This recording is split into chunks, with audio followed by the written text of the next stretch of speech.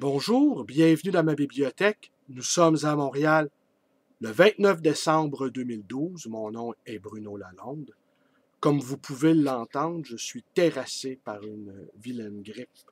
Conséquence sans doute à ce geste que j'ai voulu si désopilant, celui de me guillotiner moi-même dans cette vidéo mémorable intitulée Mort d'un libraire voyageur. Alors, si j'ai un conseil à vous donner en cette fin d'année 2012, c'est de ne pas vous décapiter vous-même. Aujourd'hui, je vous lis un passage, un très court passage, et après je vais retourner sur mon grabat, de François Roustan. Je monte à l'écran, justement. Le thérapeute et son patient. C'est un entretien qu'a donné François Roustan. François Roustan, qui est un psychanalyste ericksonien. Mais c'est vraiment intéressant, François Roustan. Je vais vous en reparler. Aujourd'hui, je vais vous lire un petit passage. Une personne vient me voir et me dit « Je n'arrive pas à m'en sortir dans ma vie conjugale, ma famille. Tout va mal. Je me plains, je crie, etc. » Je lui réponds que je ne vois pas de solution. Par contre, je lui propose d'attendre 5 minutes pour savoir si elle a quelque chose en vue. Elle me répond par la négative. Je lui dis d'attendre encore. À un moment, elle s'arrête et me dit « Je vais me taire, je ne ferai plus de reproches. » Elle avait attendu, m'avait fait attendre, et à partir de là, je n'avais plus qu'à lui demander « Alors vraiment, vous décidez de faire cela pendant 8 jours ou 15 jours? » Elle m'a rétorqué qu'une semaine serait déjà bien. Je lui ai répété « Décidez-le maintenant. Une possibilité qui vous est venue en vous, mettant en état d'attente, est quelque chose qui est réellement possible. Alors, décidez-le. En votre présence.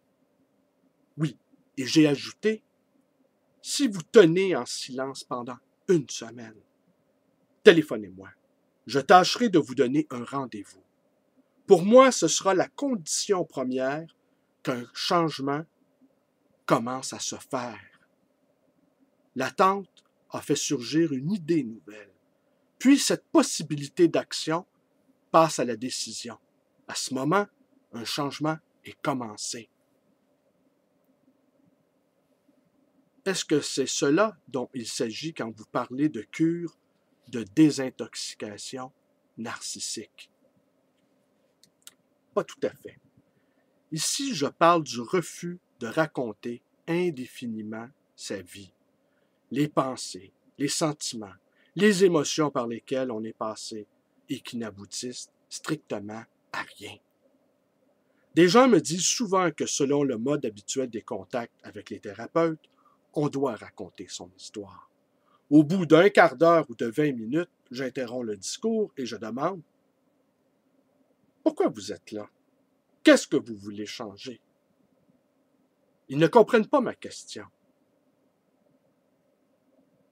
Car croient avoir attendu le tonnerre, car ils ne sont pas habitués à cette posture du thérapeute. Ils entrent dans une autre perspective. Je pense que, étant donné notre culture, il est nécessaire que nous racontions. On ne peut pas faire autrement.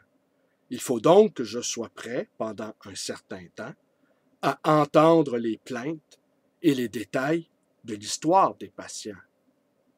Mais personnellement, cela ne me semble pas nécessaire.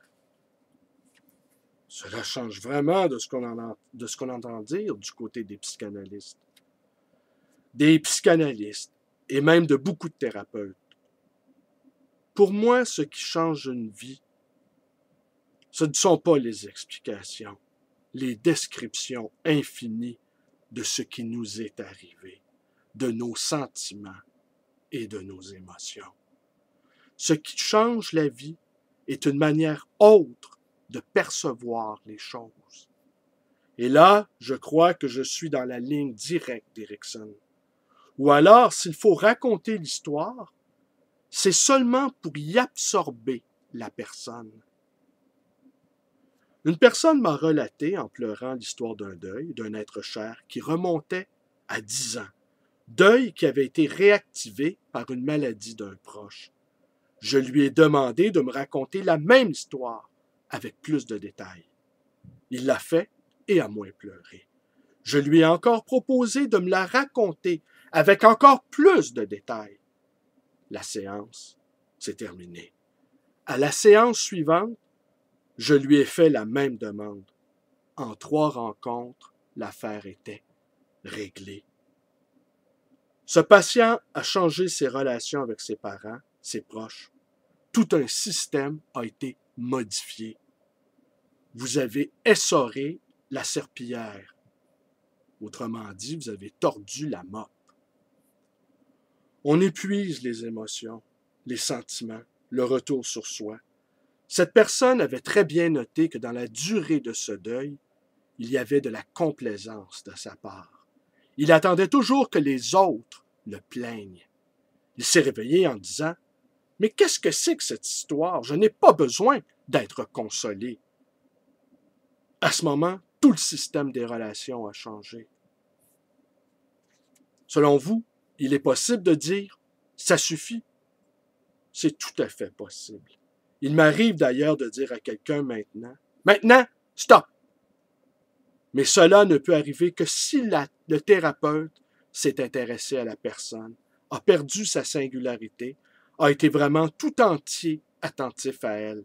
À cet instant, il peut lui demander n'importe quoi parce qu'elle sait qu'elle est reconnue dans sa spécificité.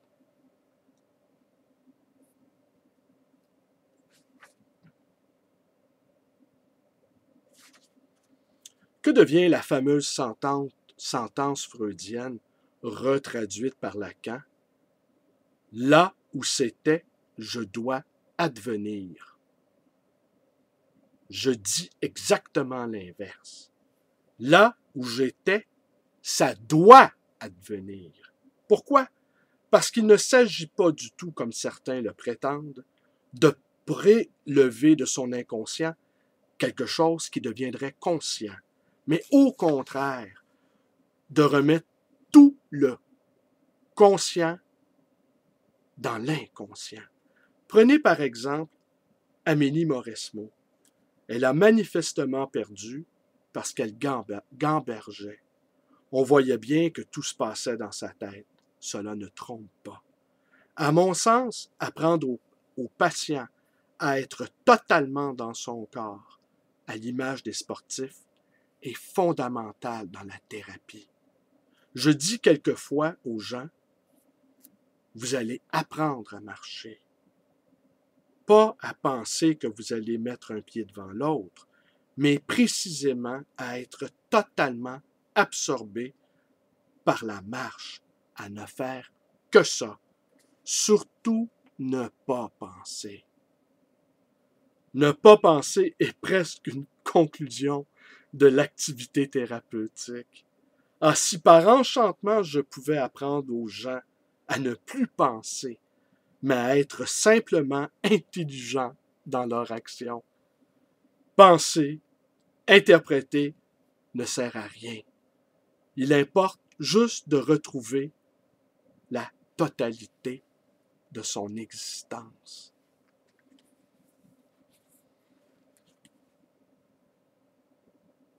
Il importe juste de retrouver la totalité de son existence.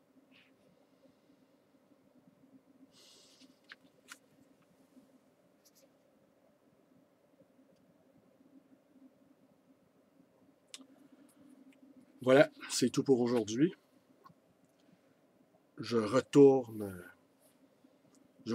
sur mon grabat, plein de livres sur mon lit.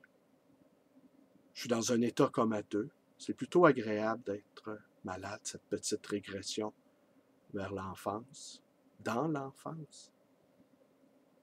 Je lis quelques pages, je me rendors. Je regarde par la fenêtre. Le ciel est bleu, Il fait moins 15 Celsius à Montréal présentement. Tout est tranquille. Je suis bien. C'est tout. Merci.